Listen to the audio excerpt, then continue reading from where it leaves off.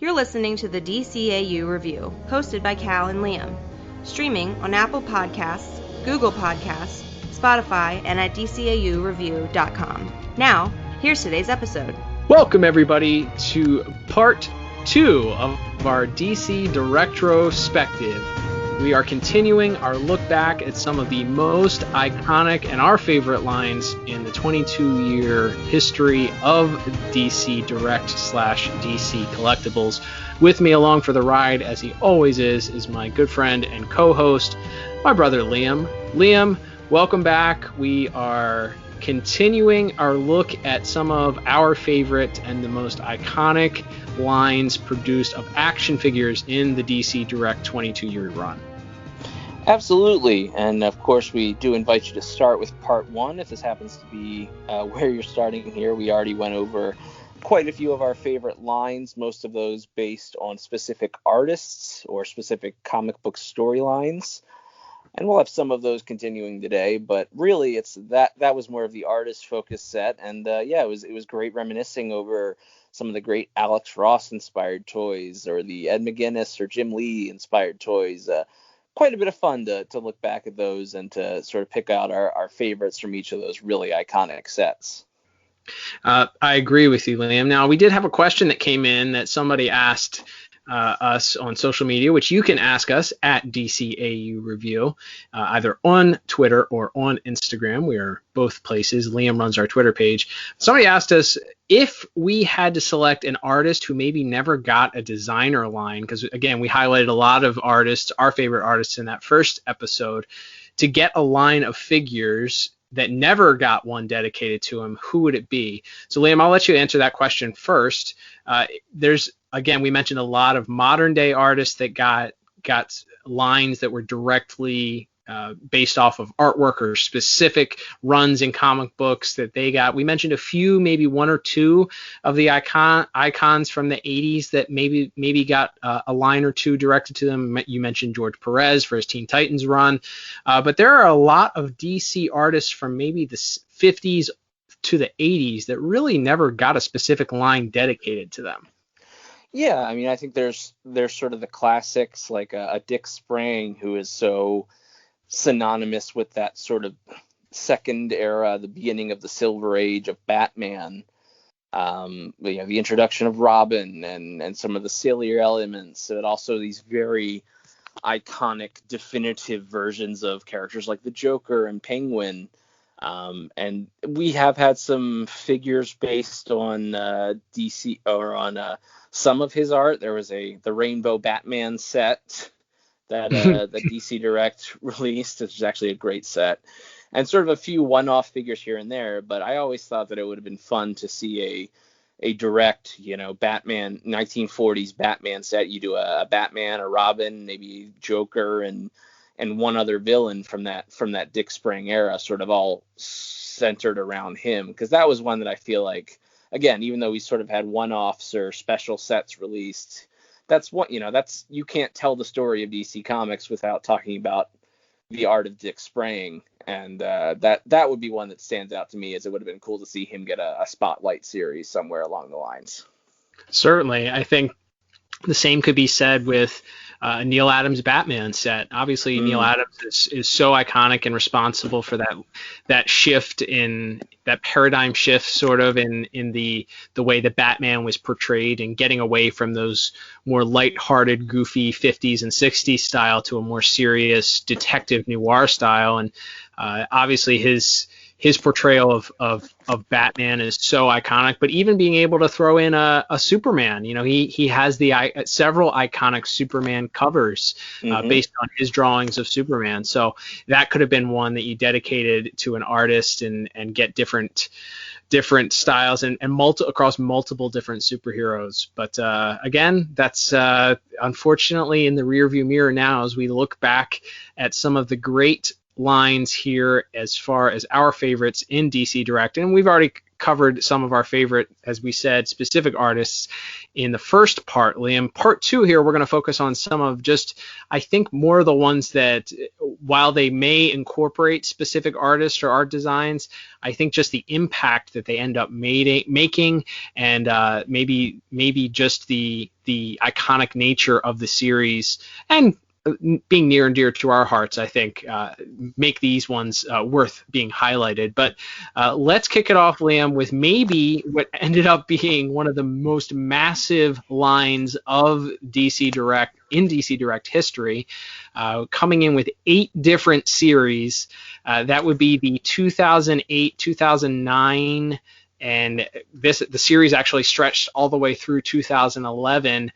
A landmark crossover event in the DC, that being Blackest Night. And I know that parts of this series, Liam, are polarizing and people not loving the rainbow lanterns and all the different colored lanterns. But to me, this series was so toyetic, and it was so exciting to see them go through and really fill out the various different rosters of the Lantern Corps. I think Jeff Johns, being the creative force behind this, led to a lot of the momentum and certainly a lot of the series continuation here in 3D form that probably had a big influence on it. But with that said, there's a lot of toyetic characters in this series.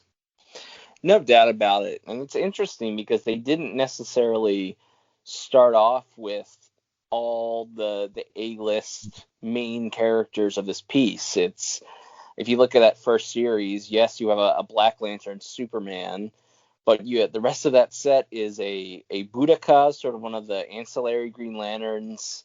You have Saint Walker, the Blue Lantern, and this set, I think this Blackest Night set also doubled as kind of in the year or so leading up to Blackest Nights, where they introduced all the different colored ring cores.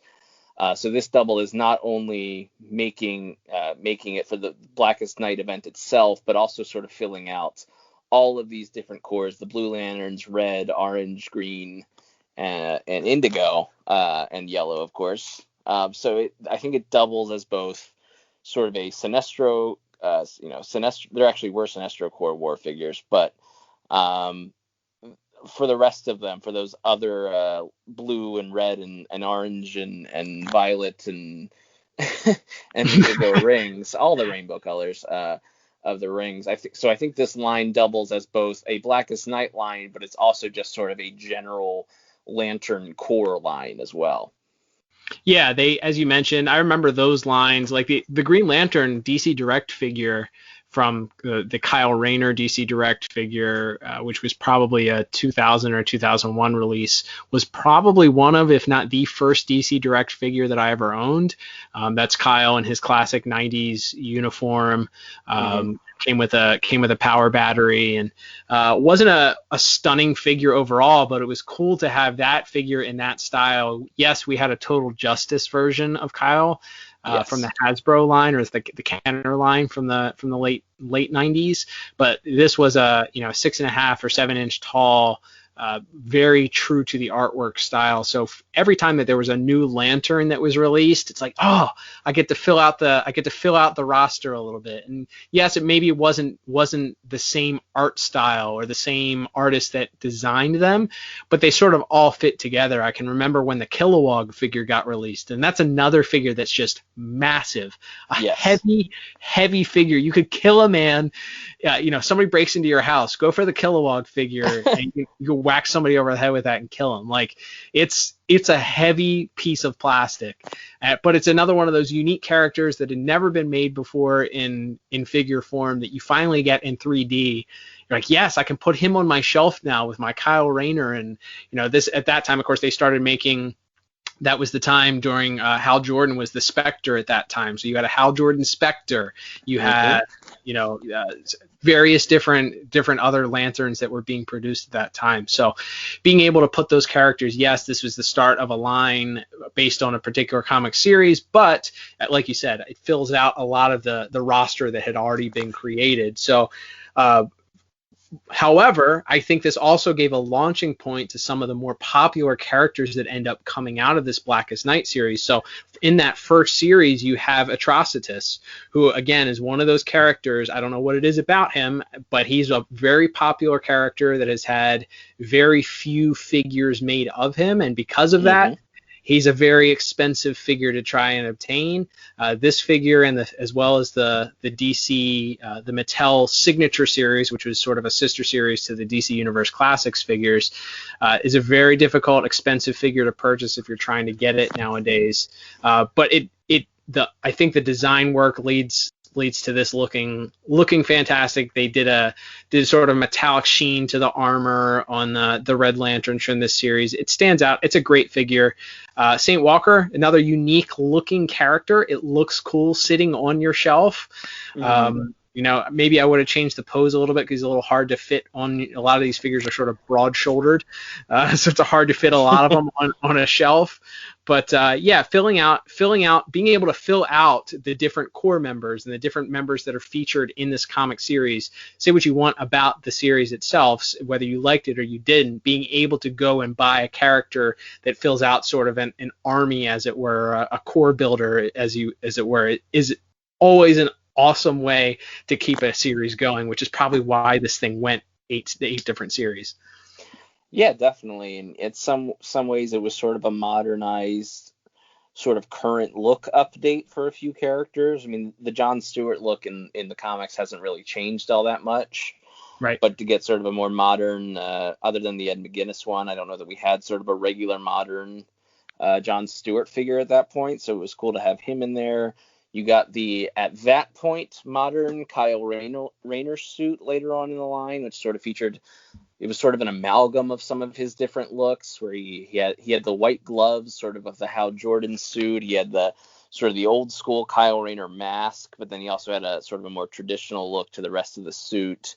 So getting, that figure made, I thought was cool, because Kyle Rayner, in all of his various looks, he's one of the more toyetic, as we like to say, comic book characters, as far as changing up his look pretty regularly over the last 25 to 30 years. He's almost been around now, and every look is just immediately like, that's going to make a cool action figure. And this version of Kyle is to me one of the standouts of these early series, especially. He came in the series 4 in 2010. That Kyle stands out to me as sort of, at the time, a very modern take on him, and it fits really well.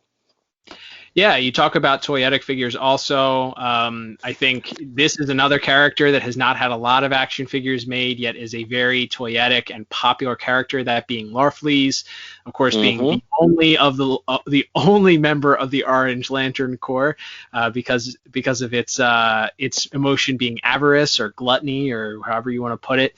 It's very selfish. So you get the sole member of the Orange Lantern Corps, well, at least until we get some of the additional members added on in the later series. But the Larfleeze figure, I think, to me, is maybe the best figure in the entire set. The way that they translated his look to action figure form, the way that he can kind of hold his lantern, and in a very possessive way lends to the character's attitude. Very, very cool to sit it on a shelf and translate very well. But as you mentioned, Liam, toyetic is the name of the game, and the entire sort of Black Hand's army of, or what we would later find out is Necron's army of zombified superheroes, which are the Black Lanterns, which, of course, every week that you read the issue, or I guess it was every week or every couple of weeks that you read the latest issue of Blackest Night, you were kind of waiting to see who the next zombified superhero would appear. And so many of these superheroes that had been turned into these mindless zombies, which, by the way, this came out again end of 2008, 2009. Zombies, all the rage, really hitting the height of zombie mania here in the US. So nothing bigger than zombie versions of different characters. So you get many iterations. As we said, you started out in series 1, you had Earth 2 Superman.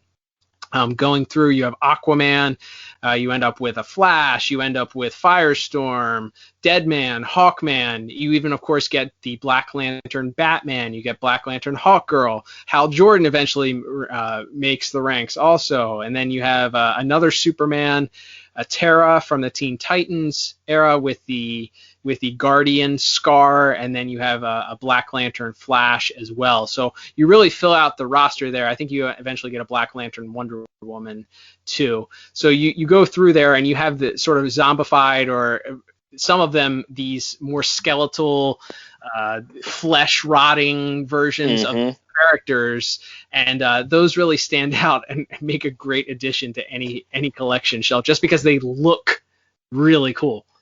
Yeah, the Hawks especially, I think, because they have the wings, but they don't have any feathers on them, so there's sort of these barren skeletal wings on their backs. Both Hawkman and Hawkgirl got figures in these sets, and yeah, they really stand out to me. All of them look quite good as far as filling out that zombie roster. And of course, one of the other iconic moments of this set is that all of the Lantern Corps, in sort of an attempt to further combat these Black Lanterns, make new sort of temporary recruits. Each Lantern Corps gets a new one. So we ended up with characters like Mira as a Red Lantern, Blue Lantern Barry Allen Flash. We have the Indigo Lantern Ray Palmer Atom, the Orange Lantern Lex Luthor. We're sort of in an orange version of that superpower suit. And to me, the most iconic version of all of these, the Sinestro Corps member Jonathan Crane's Scarecrow, which is just one of those things where, like, as soon as you hear that idea of Scarecrow getting the yellow ring based on fear, you're like, how did it take them until 2009 to think of that idea? Like, that's so brilliant. It's so simple, but it's so brilliant. Like, of course he would be, if you started handing out rings of these different emotions to people on Earth. Like, of course Jonathan Crane would end up with a Sinestro Corps. It's a great iconic moment in the book too, where of course these Black Lanterns feed on various emotions, and Scarecrow is saddened because he can no longer feel fear now that Batman appears to be dead.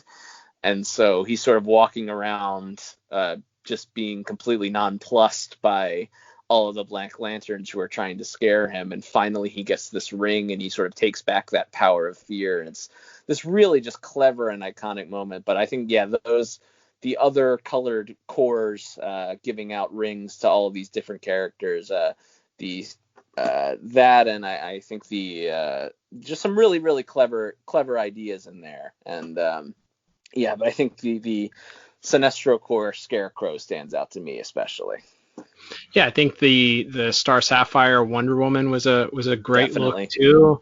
And then you have Barry Allen in, as you mentioned, as a Blue Lantern, which, Barry being the most hopeful of all of the DC characters. And say what you want about Jeff Johns as a human being, certainly plenty to say about that. Say what you want about his decisions. I know you and I didn't always appreciate his decisions to sort of discredit and sort of do away with a lot of the characters that we grew up with in the original in the 90s with Wally West or Kyle Rayner, with his love of sort of the 80s, 70s, 80s versions of those characters, Hal Jordan and Barry Allen. But bringing back Barry Allen into continuity and him playing such a pivotal role in this and being a Blue Lantern fits so well with that character that we've grown to love through DC TV and other iterations and love and appreciate alongside Wally West. So, that I think some people, that's another thing that's controversial. A lot of people see that as a cash grab or a dumb sort of moment in the series and didn't love that. Ironically, Liam, during the same time that these figures were being released, Mattel released their own in their DC Universe Classics line. They did a version of these heroes as different lanterns, which led to, again, a lot of anger from the fans that were collecting that series because they didn't want the more modern stuff being thrown into their faces. And because of that, those figures did not sell as well. So that was a case, maybe one of the first cases that we eventually would see later on of DC direct/collectibles, maybe infringing or stepping on the toes of the retail product, and the retail product maybe giving some blowback from depending on if you read the rumor and innuendo that the companies were the standard brick and mortar companies were not necessarily happy that they were taking a portion of collectors away by these, maybe including these other more true to the comic versions of these characters. So with that said, this is such an iconic line. Toyetic is the word, again, that we would use for it, just because all of these figures look good on a shelf. You get a vast variety of these different lanterns who at the time, the different colors of the lanterns were the hottest thing kind of going. Again, you either loved them or you didn't. But those that loved them couldn't get enough. Personally, I loved it. I couldn't get enough. I wanted more people being added on. Later on, they did a couple box sets to get some of the additional core members from the Blue Lantern Corps, the Indigo Corps incorporated. So it was cool to be able to get some of those other characters in there, and filling out sort of your Black Lantern roster there with a Necron figure that looks just so cool. So these figures look great on a shelf. I think we've highlighted the standouts as the ones that look great. I have 2 shelves completely dedicated to this line just because I loved it so much. I've added a couple of the additional pieces. I'm missing probably 2 or 3 from the box sets that were later produced. There's a Black Lantern Blue Beetle that was in a box set that I don't have. That's an expensive figure to come by, but I'm happy to say that I have most of these figures on my shelf. But just a cool line, and one that I think perfectly encapsulates that 2008 to 2011 era of DC Comics. Yeah, and it's one of those ones that doesn't immediately, at least. I'm sure we could think of a few, but you have the White Lantern Sinestro. That was sort of the birth of the White Lantern, and of course you would assume that the greatest Lantern of all would be Hal Jordan, or I mean one of the sort of the human Green Lanterns that we've been with all the time, maybe John Stewart. But no, in fact, it is the true greatest Lantern, as he has always claimed to be, is in fact Sinestro, and he's the first man to wield that White Lantern power. And I liked seeing that immortalized in figure form as well. But yeah, overall, like you said, it's a long, sweeping series. It will be hard to go through each one and probably give each figure the attention it deserves. But it's a great set, and yeah, it sort of goes all encapsulating as you went going all the way for 8 entire series. Yep, for sure. And that will move us on, Cal, to our second one here. And this one probably could have made it into part 1 as an artist-focused series, but we have personally decided just to focus on this one version, which is the New Frontier set, of course, based on the art and the writing, in fact, of the legendary, the late, great Darwyn Cooke, who, of course, has his quote-unquote secret origins. He was a storyboard artist on Batman Beyond and Superman, as well as being a prolific comic writer and an artist in his own right. But it was this New Frontier series, this idea of telling a story about how, within the world of DC Comics, how we graduated from the sort of World War era Justice Society, the old timers, into this Silver Age of heroism, and sort of this connecting story of it all taking place and focusing it around all of these various characters. And you maybe wish this line could have been bigger just because of the giant wealth of characters he uses or who appear for an issue or two, but or just for a few panels maybe. But we do have these 2 New Frontier sets that debuted in 2006 and 2007. Series 1 had Superman, Hal Jordan's Green Lantern, Black Hawk, Wonder Woman, and Green Arrow, and then that was followed up by a second set with Batman, The Flash, Martian Manhunter, and Dr. Fate. That New Frontier, like I said, almost everything Darwyn Cooke did was insanely iconic, but especially I think for most people, this New Frontier series is the one that really stands out to people, and some great figures. Yeah, I would agree. These These are from the era where they were more statuesque, less articulation, so they're sort of frozen in particular poses. One thing I don't think we mentioned in the first episode, which is a lot of these figures, because of their posing and because they weren't as dynamically articulate, they all came with stands. So depending on your real estate for your display purposes, you could just stick these on a stand and they would stand up pretty well.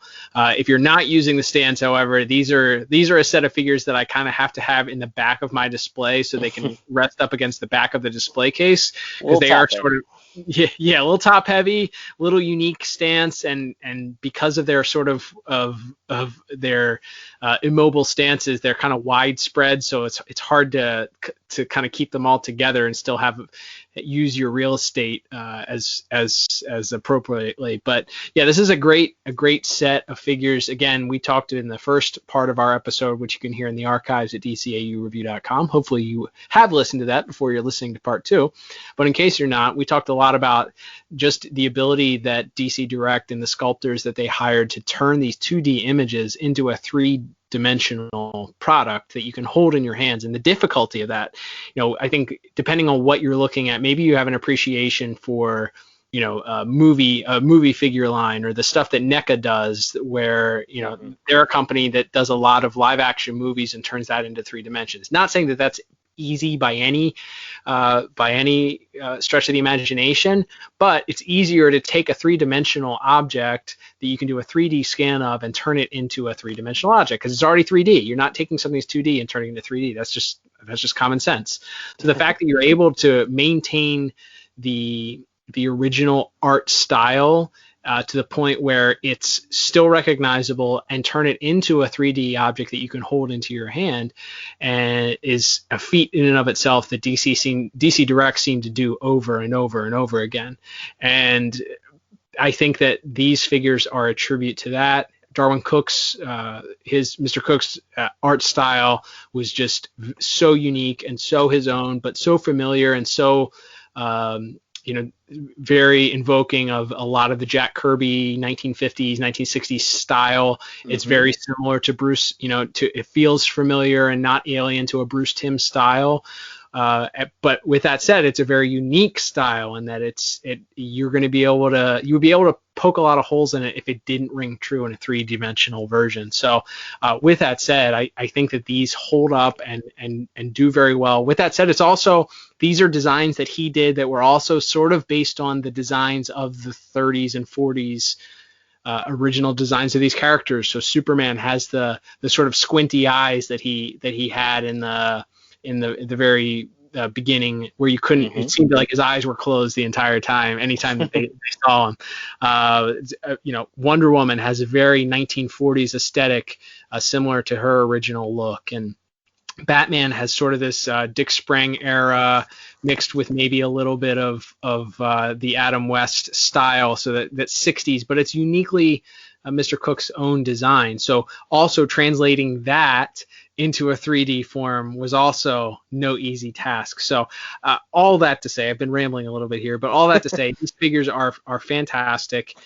They look very good. They stand out. Again, I think what holds them back is maybe the limitation in their articulation, because like a character like Green Arrow is, he's in this pose. He's in his sort of bow strike pose where he's shooting an arrow or about to launch an arrow. You don't have much ability to pose him in a different way or to fit him on a shelf. So this, in some ways, lining that up against a figure like Batman, who's in a less dynamic pose, it's like, this figure the Batman kind of pales in comparison then into this, because he's just kind of standing there with his hip pointed in a weird direction. But overall, I think this whole thing does a really great job. One woman comes with an alternate head from like she has an armor helmet-esque head that she's wearing, an armored tiara almost that she wears in one of the panels. So you have an alternate head for her. You get a character like the Black Hawk, again, another character that you don't see.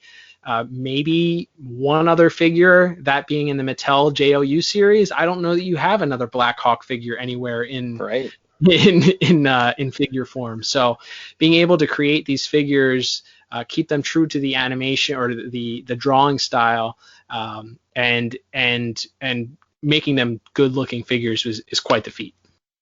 Yeah, and as you mentioned, it's sort of a marriage of a Bruce Timm style, a Jack Kirby style, a Dick Sprang style, while still making it all your own. I'm sure it seems on a surface level, much in the same way that I think a lot of those art styles, it seems so simple to replicate, but there's just these little flourishes, or the way certain people were drawn, or that makes it uniquely his own. And yeah, it's recreated. You do wish, I think, or at least I certainly do. We talked on our last episode on part 1 about the ideas of fantasy picking more figures to talk about, and we might do a little bit of that later. But you do wish it was a bigger line, just because there's so many characters that show up in that movie, at least for a scene or two, and certainly towards the end there, as sort of we enter the climax, as the new age of heroes has sort of arrived, and you see all these beautiful splash pages that he drew of the Teen Titans and sort of the larger Justice League roster and some of the other villains and things like that. So you do wish there could have been more of them, but overall it's still a great set. And you got the heavy hitters, like you said. You got your Wonder Womans, your Green Lantern, who's sort of the focal point of the series, Batman and the Flash, and Martian Manhunter as well. And then even a few sort of smaller players that still look cool, like that being Dr. Fate or Blackhawk. So yeah, it's even though it's a smaller set, it's still very memorable, and they nailed it as far as bringing that series to life. Definitely. Liam, that will move us on to our next series that we're going to cover, and this is sort of the polar opposite. We talked about how the New Frontier maybe was underserved. The next series definitely, I don't think, would qualify as an underserved series, and we're sort of lumping it all together, but that is going to be based on the very popular Rocksteady series, and then one WB Montreal game, that being the Arkham series. Liam, this is a series that is well filled out here. We have multiple series that came from Arkham City. We have Arkham Origins, we have Arkham Knight. A lot of action figures came out of this series, and I remember the excitement coming around this when this series was announced. You're getting 3D holdable versions of these 3D characters that you've played hours and hours and hours of, more than likely, in video game form, and that features so many of Batman's iconic rogues and other characters that are featured in the DC universe. So here we end up with four plus a couple of single releases for Arkham City series, and then we get an Arkham Origins series, and then we get 3 series of the Arkham Knight figures. So a lot of characters to go through here. We're not going to go through every single one, otherwise this would be a 6-hour podcast probably. But any highlights stick out for you from this series? So I think, first of all, it's just the unique design of these games. They, despite using, like, obviously the story of the first 2 games was written by Paul Dini. You had the vocal talents of Mark Hamill and Kevin Conroy returning to Joker and the Batman. So you have some familiar elements, some elements certainly we as giant DCAU fans were excited about just on a surface level. But the unique design of those games that Rocksteady created, where Batman is very much more of an armored look, and that's reflected in, as we get to the subsequent, certainly to City, and we get our looks at Robin and Nightwing, and eventually in Night we get to see Batgirl and Azrael. It's a very like practical armored look for a lot of the heroes, especially. Absolutely. So I think seeing that reflected in the figures, seeing sort of this more tech focused Batman, or certainly, obviously, as I mentioned in part 1, I am a Tim Drake Robin action figure addict, and so getting this super unique take. He has it was funny when they first released the first sort of promo images of Robin, and that he was maybe going to be a playable character in the game somewhere for Arkham City, and it was just this image of this armored up character who had like a hood on his cape, but the hood was down, and he had this buzz cut, and sort of at the time, this was right on the edge of like a new 52 taking over in DC, so no one was 100% sure. because of the hood and because of this really weird look. Like, is this Tim Drake? Is this going to be the Damian Wayne Robin? It was kind of a mystery until the game actually got further into production, and we realized that yes, in fact, it is the Tim Drake character. So immediately that creates problems for me, because it means I have to collect at least the Robins of this set, of all these various sets. And yeah, they have the hooded Robin for the Arkham City set, which I do think is a really good figure. It captures that likeness. They do put him with the hood up, which I think is my preferred look of that suit. In Arkham Knight, they use a pretty similar suit, but he has the hood down for the whole game. And I think, I don't know, maybe it just gives me Chris O'Donnell flashbacks, but the short, like Buzz reddish hair was not a look I particularly liked for really any Robin, but I think especially for my favorite Robin. So I like especially the Arkham City Robin figure, because it has the hood up and comes with the staff and some of that. But I think the Robins, of course, for me personally stand out. But yeah, again, as we talked about, so many different series between Asylum, City, Origins, and Night, you kind of got at least one version of almost every character that appeared. Yeah, there's a lot of large, oversized figures in these sets. Mm-hmm. Also, I think the first oversized figure or deluxe figure that they released was a Mr. Freeze, which I think it was just the amount of plastic and stuff that was used in his creation. He isn't a 12-inch tall figure, but for some reason he was a very expensive at the time of release, and has subsequently gone up significantly in value. I was sort of piecing together an Arkham figure collection a couple years ago, and I was not willing or able to pull the trigger on a Mr. Freeze figure at any point, just because of the expense. But the oversized figures, there's two different Killer Crocs, one from the Arkham City game, I believe, and then one from Arkham Origins. There is Bane, who, if you've played the game, is just an enormous, caricature with all these tubes and wires sticking out of his head and back for the venom deposits. And it's just a very unique looking figure. Again, takes up a lot of real estate on your display shelf. And then probably the largest figure to date that they've created is the sort of ultimate final boss venomized Joker, who is just, again, a massive figure. And I'm fortunate to have as a part of my collection, but I've thought several times about parting with him, just because he's so massive, and while it's a very impressive figure, he takes up so much real estate in a display case that it's almost annoying at times. It's cool to look at, but at the same time takes up a lot of real estate where I could display some other things. But I appreciate the fact that they not only went with your standard figures and invested in a lot of the character roster, but then you also have some of these other ones that are, again, we use the word toyetic, that look really interesting and stand out in their designs in the game, and then of course translate equally well to an action figure based on them being able to translate that design to a 3D in hand form. Yeah, I think somebody like a Zaz, who, again, you talk about somebody who probably doesn't have a lot of action figures, period, and has a really weird, unique look, but he's like a really big head, and you have all the scars on him, and he's sort of in sort of remnants of a prison uniform. That one stands out from, I believe that's from the Asylum line. And then I think the Azrael, it's pretty similar to a comic book Azrael figure, but again, it sort of just has a little bit more realism to it. It's a little more armored up. There's a few more buckles, and you can see some of the more detailed look at that Azrael suit in the Arkham City line. How about maybe the one and only Anarchy figure ever made? Yeah, that's pretty wild. Anarchy was such a fixture of early late 80s, early 90s Batman and Robin comics.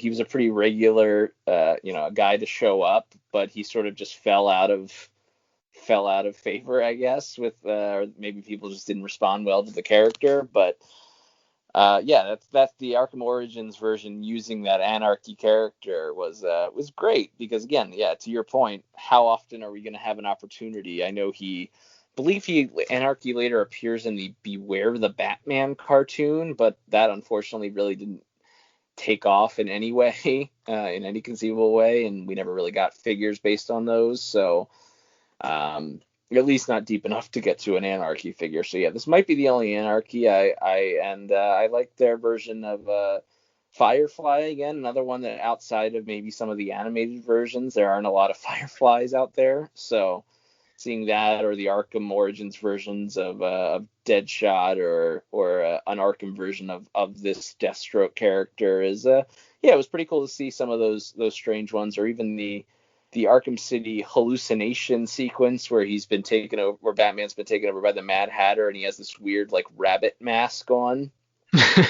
Yeah, I mean that speaks, I think, to the depth of this line. Also, the fact that you're making a rabbit hallucination Batman.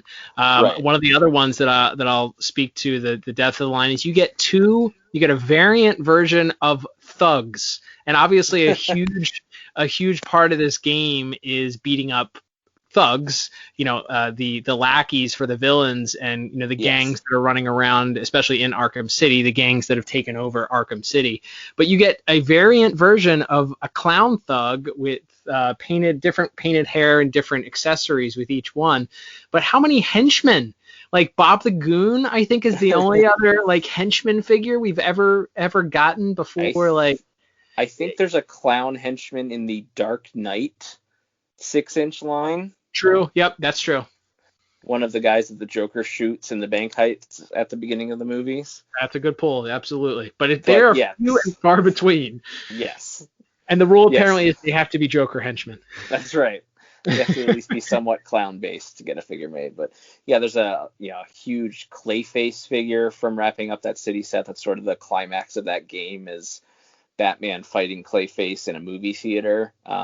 So seeing another big figure there get his line, and then getting into the Knight line, you have this idea, and I think I've read things that maybe there were some narrative changes made, and that originally they were going to do the more straight up Under the Red Hood adaptation, but then sort of changed it to something else with this Arkham Knight character, who, spoiler alert for a almost 6-year-old game now, is Jason Todd, and becomes the Red Hood in DLC that came with the game if you pre-ordered it after the game. But so you have Batman, the Arkham Knight, you have Scarecrow, who's sort of the main big bad of the whole game, which is interesting because Scarecrow was like a super memorable sequence in the Asylum game where Batman has these terrible hallucinations. And then he's not in Arkham City at all. And I think that surprised people, because I think, especially once he's appeared in the Nolan Batman movies, I think once you get beyond the Jokers and Penguins, he's kind of right up there on that like B tier of Batman villains. And so to go an entire game without him, but then to have him sort of come back to be the focal point of this third game and have him be, I love the look they gave him, whereas the mask is sort of torn and you can see that he's like sort of disfigured, partially due to perhaps Croc getting hold of him in Asylum, and sort of that Scarecrow look in the Arkham Knight game is so striking to me, and that figure is a great one.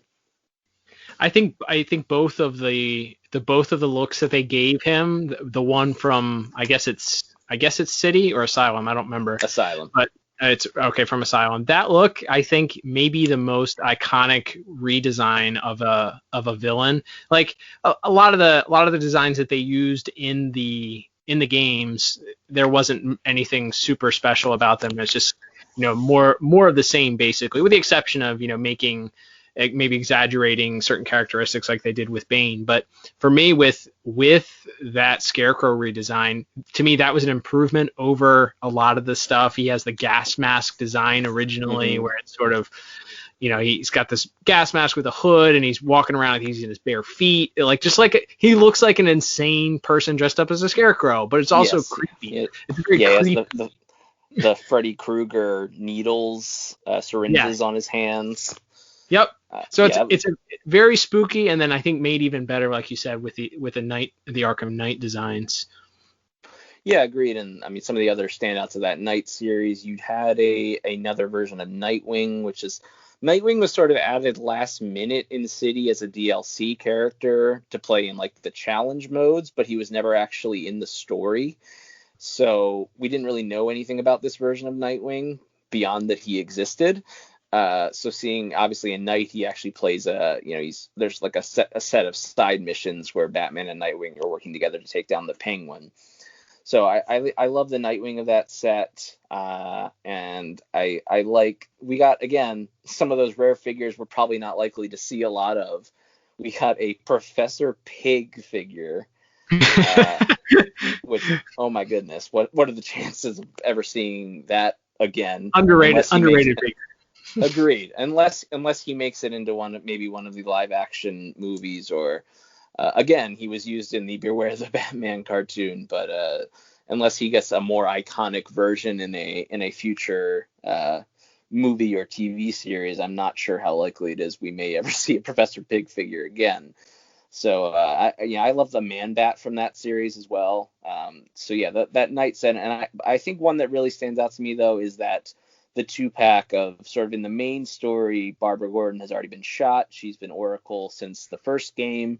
But we do get this little DLC prequel where she is still Batgirl and she teams up with Robin. And so I think maybe of wrapping up the Arkham Knight series, I think that Batgirl and Oracle 2-pack stands out to me. Yeah, that's a great one too. Oracle is another character that was pre New 52, is so pivotal to the Bat family, and was vastly underproduced. I think they did a Birds of Prey 3-pack maybe. But there weren't a lot of, I guess they thought, maybe producers thought that people wouldn't want a character in a wheelchair, which is ridiculous based on the popularity of Professor X. But that's just my assumption, and assuming terrible things about people, I guess. Just naturally assume there was a terrible reason why they didn't do that. But for such a character that was so pivotal and popular and a mainstay in the Bat family through that 90s, before sort of retconning her paralysis, that there weren't a lot of Oracle figures that were made. So having an Oracle figure produced, and she plays a pivotal role in the Arkham games as well. So having that happen, that is a standout as well. I agree. Yeah, not to get too far on the soapbox here, but there aren't a lot of physically handicapped superheroes, and maybe magically making one of them be able to walk again, maybe that was a mistake from from maybe just from a cynical marketing standpoint or inclusivity, check a box for your diversity checklist standpoint. Maybe it wasn't smart or good to take one of your most high profile disabled heroes and just magically make them walk again. Maybe, I don't know. Maybe I'm just talking. Yeah. Yep. All right. Well, moving on. I think the only ones, of course, that we didn't stand out, the obvious standout for the Arkham Knight series is the Red Hood. They made 2 different versions. There was one, I think, that was a GameStop exclusive, and then one that was just sort of without his jacket and hood, and then there's one with his jacket and the hood that was removable. But the Arkham Knight character itself had its own figure, which I thought was a little limited, because in the game he sort of has this reflective LED helmet that sort of displays things. That was a hard look. I think unfortunately they didn't have many options to translate that. Maybe a light up mask would have done some difference to it, but it doesn't quite. Maybe even just a reflective, like, silverish metallic plastic covering on it would have helped a little bit, but it doesn't quite capture the essence of that character all the way. But the Red Hood, I think, is obviously, that's again another one of those popular characters that every one of its figures seems to be extremely valuable and go up in value. So definitely, if you're interested in collecting this line, I think that's a must for the line, and definitely start saving your pennies if that's one that you want to add to the list. Yeah, and I think maybe the last thing to mention on here is this is, and I'd have to look at the exact timeline of everything, but I think this is one of the first things that started doing Harley in non-traditional costumes. I think Asylum coming out in 2009. She has like her weird nurse outfit that she's in that one. She has like a biker motif in Arkham City, and then she sort of has she kind of goes similarly back to the outfit from the first one, but without the nurse's hat and without the domino mask in Arkham Knight. So they came up with 3 very unique Harley looks that weren't. We do eventually get, and there was of course a figure made of her in the classic Jester look that comes from that Batgirl DLC. But yeah, they kind of were sort of a little bit of groundbreakers now. Now I think it's pretty common to see, as we talked about in part 1, the current whether the Birds of Prey movie that just came out or the Suicide Squad, which is coming out next year. It's kind of not so outlandish anymore to see so many different Harley looks, or certainly if you've read the books over the years. But this was sort of at the time, I think, was kind of breaking new ground of giving her a lot of different looks. Kind of, I mean, it changed literally from game to game. All right, Cal, well, that will begin to wrap us up for part 2 of our DC Directrospective. There will, in fact, be a part 3 coming soon, focused solely on a single line or a single artist's rendition through various lines, those, of course, being the namesake of this podcast, the DCAU lines. Quite a few to talk about there. But before we wrapped up this second part here, we thought it would be fun to do a fun little exercises. One would be, out of these other DC Direct lines, some honorable mentions that maybe didn't make our list, that maybe we didn't have enough to go on for in great detail, but some honorable mentions of DC Direct lines that we still love from over the years, Cal. Yeah, I mean, we truly could. I mean, we've spent a long time talking about this. Enough. We're gonna have enough content here to spread over 3 episodes, as we learned as we were recording here. So really, truly, we could probably have enough content as passionate and as great as the DC Direct company and the amount of products that they've released over the 22 years they've been in existence. We could probably do another 4 or 5 bonus episodes if we went in depth with everything. But there were so many great lines, and so many that I've actually, that both of us have dipped into and collected because of them being products that are near and dear to our hearts. And I would say one that I love, that I felt like they did a great job of exploring and really took advantage of the fact that that they had the ability to create so many characters, would be the DC TV line, Liam. And that, starting out with the Arrowverse, and of course Stephen Amell's iconic portrayal of Arrow, offshoots and spin-off series, The Flash, and Grant Justin's version of Barry Allen, and then the Legends of Tomorrow, and getting an Atom figure and a Black Canary figure, and so many different characters that maybe we wouldn't get.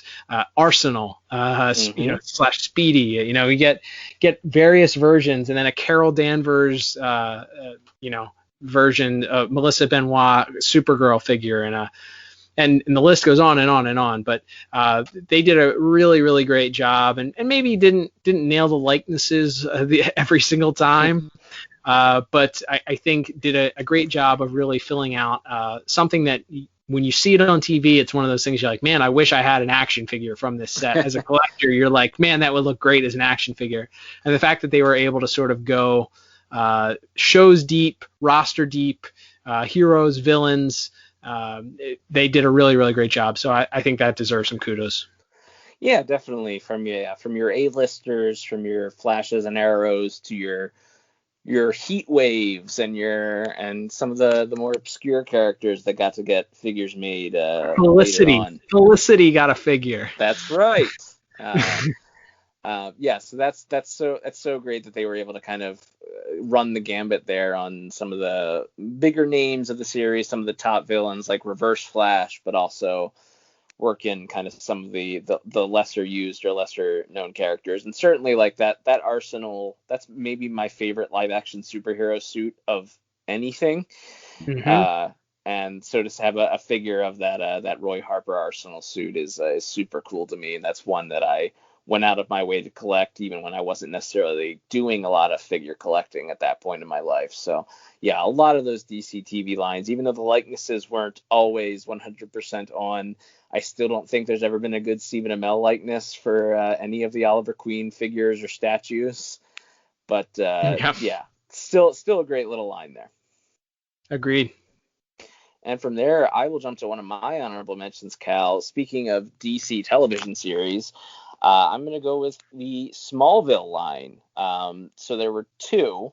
We had very early on when the show was first airing, there was three released, a very immobile. You talk about not a lot of points of articulation. We had no movable legs, and I think it was basically just arm joints and movable arms and immovable heads, and that was it. It was a Clark Kent, a Lex Luthor, and a Lana Lang figure, which sort of all in their season 1 garbs, which were kind of a neat little thing to have, but they weren't super interesting. But later on in the 6th season, when they did an episode that featured sort of the beginnings of a Justice League type group, they did another series that featured a more, to me, the more iconic look of Clark in Smallville, him in the red jacket with the blue shirt underneath, as well as rounding out that Justice League of Green Arrow, Impulse, Cyborg, and Aquaman.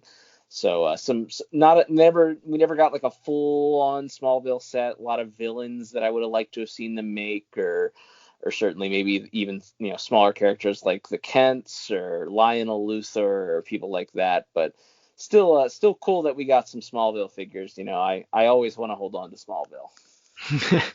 Yes, indeed. Yeah, would have been great to fill out that roster again.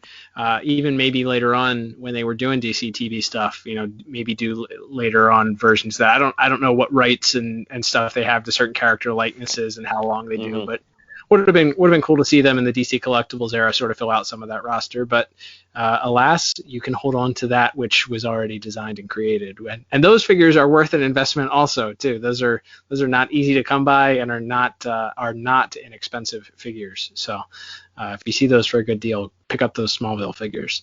Liam, another honorable mention that I would throw out there would be the first appearance line. I thought this was a unique line, one that was a unique idea. You get all these iterations. We mentioned how there were some artists that maybe were robbed of artist-specific lines, but there were times where they got their art highlighted. I remember from that line, you have a vast array of different artist features, all the way from the Jerry Siegel and Joe Shuster original design of Superman, and the Bob Kane, at the time only credited to Bob Kane, of course, Bob Kane and Bill Finger design of Batman in their first appearances. But you also had some more unique figures in their first appearances. You get a Nightwing, the sort of George Perez discotheque era popped collar Nightwing figure. You get yes. Robin from the Dick Sprang era. You do get you actually have a Batgirl,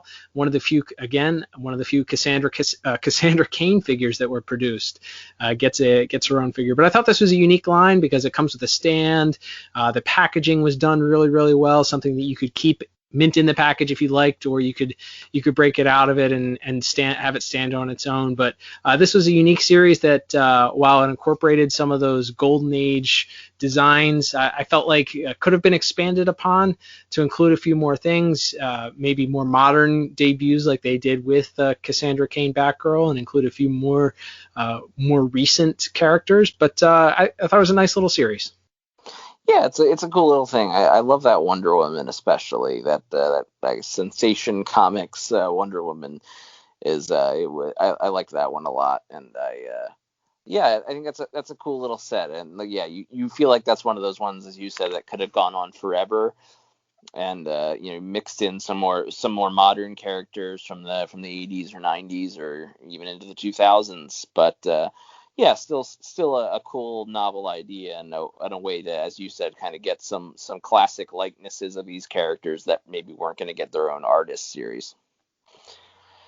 And from there, Cal, I will move us on to my final honorable mention, which is going to be the Nightfall line, This is not a big line, and speaking of a line that you feel like, again, could have gone forever based on how many characters appear throughout this Nightfall series. Yep. But there's still some pretty strong figures. I think there's been some cool Bane figures over the year, but I don't know if there's a Bane I like the look of as much as I like this Nightfall DC Direct Bane figure. Yeah, you mentioned this could have been a set based on the importance of this line. It was a tentpole line. They did a whole Death of Superman line. Again, maybe could have been fleshed out a little bit more than the amount of figures they ended up doing for it. But you did a whole Death and Return of Superman line. And made multiple lines out of that, but this somehow ended up being a single 5-figure series that never included Bruce Wayne Batman. We never included Robin. You get Nightwing. You get one of the versions of the Azrael Batman costumes, all of which are extremely toyetic, by the way. You get Bane, and you get a somewhat balanced Catwoman version of Catwoman. But that's about it for that series. And again, with as many characters and villains that are used leading up to it, as many as the iconic covers, even if you're you could have done a whole series of Kelly Jones cover Batman figures based on his iconic art. And if you follow us on Twitter, you know that's something that's near and dear to our hearts, and we have an appreciation for, as goofy as some of those covers are and unrealistic as they are, there's just something about those covers that are so comfortable and so familiar and so iconic to me. You could have done a whole line off of that, or the interior art. Either way, the fact that this only has five figures created from it, and you're lucky that you got a Bane, I feel like, out of it at all. Yes. Yeah, they hit a couple of the big ones, but yeah, not having a red Azrael Batman, or as you mentioned, just a traditional Bruce Wayne Batman, much less a Robin or a Croc or some of those other villains that are kind of important to the first couple chapters there. That's a big missed opportunity. I do love, like I said, I love that Bane, and like all the figures they made are pretty nice. I like that Catwoman. I've always loved that Nightwing suit. So seeing that in a more modern figure was cool, other than the Kenner release of the mid 90s and the Legends of the Dark Knight line. We hadn't gotten a lot of versions of Nightwing in that suit, so it was cool to see that. But yeah, it definitely just feels like a big what if based on how small it ended up being. Absolutely. Well, Liam, I think that we touched on something there that would be an excellent segue to our final part of this second part of our DC Directrospective, and that is going to be our opportunity to fantasy book one last line of figures from any of the lines that we have covered today. You mentioned it earlier in the episode, so we're gonna have the opportunity to take one of the lines that we've discussed here, whether it's from the Arkham series, maybe one of our honorable mentions here, that's all fair game, or any of the ones that we covered in our first episode, and say, all right, we're going to take these 4 characters, because that's tended to be what DC Direct did more than not, which is release a series of 4. And these are the 4 figures that we would see if we had power and we were able to say, this is one final line that DC Direct is going to go out on top with. They're going to do these 4 figures from this specific line. And I will turn it over to you first, Liam, to hit a series of 4. Okay, so I am going to choose from one that we actually talked about in this episode here, part 2, and that would be the New Frontier line. So many iconic versions of those characters exist. Like I said, some of them just show up near the end in kind of nice splash pages. But there's a few that I thought would make a good set. So my 4 would be, I would like a Robin from that set, because I am a one-note character. I would like, I always loved the way he drew him. I would like, this is the off the wall one, Adam Strange. Whoa. I would like a first appearance Batman, because early in that graphic novel, we see him in sort of the classic Bob Kane, Bill Finger look, and he terrifies a small child. And there's a scene where he's Superman later explaining why he changed the 50s Dick Sprang look was that he wanted to scare criminals, not children. Right. So I think having a Darwin Cook edition of that original Batman design would be very cool. And then wrapping up that set, I think I would go with another young character because I liked the look of some of those splash pages at the end. And I'm going to go one just I feel like who didn't get a lot of figures. How about a Donna Troy Wonder Girl? The Teen Titans kind of show up right at the end of that series, and it's sort of the original team of Robin, Kid Flash, Aqualad, and Wonder Girl. And I was like, hey, maybe the Robin and Wonder Girl would be a 2-pack or something. But seeing them in there, I think I would like to see that. So yeah, that's my 4. Like I said, some of them are kind of off the wall, but I would like a Robin, a first appearance Batman, a Donna Troy Wonder Girl, and an Adam Strange. I like it. Hey, you know what? I mean, if DC Direct was known for anything, as we said, it was releasing some of these characters that maybe didn't get a lot of love in the mainstream. So the fact that, Adam Strange character doesn't have a lot of action figures has certainly become more popular in the last 12 months or so with Tom King's run on his book. So Tom King and along with Doc Shaner and Mitch Gerads have just really they've done a lot of cool stuff with that character, and we may be getting more Adam Strange as the years go on from here. But yeah, I think a Darwin Cook version of Adam Strange would be a really to have. Did you know that there was actually one planned from his designer series that never saw the light of day? Really? I did not know that. Yep, I saw a prototype pop up on eBay one time. It was a Darwin Cook Adam Strange. So there was definitely one planned, so it's really not that off the wall either now that you think about it. But yeah, that would have been a good one too.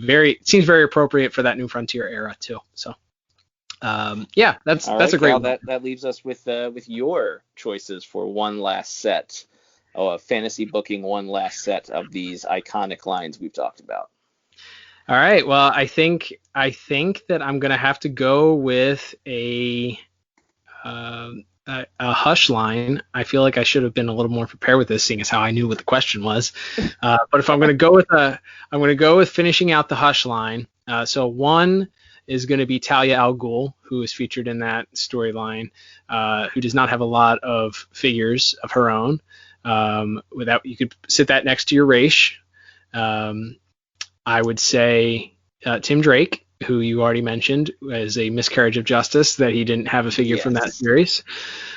I would say an Oracle, Barbara Gordon, in wheelchair, as the aforementioned complete the Bat team, and hey, this figure deserves more figures than they ever had made, seeing as how they were such a pivotal role in that mid 90s to mid 2000s Bat family. And then I guess I would have to go with even though he got a release in a box set later on, this is kind of cheating, but just a standard Superman outside of the Poison Ivy control, no vines, on a Batman standard base. Sort of cheating, but I couldn't think of another character from that run. Maybe an unmasked Hush could work, or Harvey Dent. Harvey Dent played a role, obviously, in that too. Did not get an action figure from that series. He was sort of a red herring. Yeah, we got a hallucination of Huntress fighting her older self. You could have done like the late 90s Huntress look. It's a good call.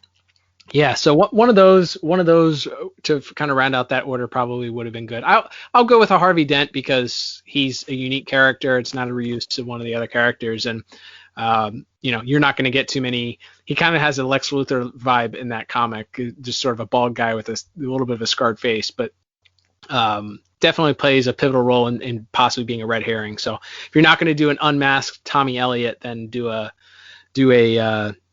ahead and do a Harvey Dent. So that would be my fantasy booking of a final line of Hush figures. I love it.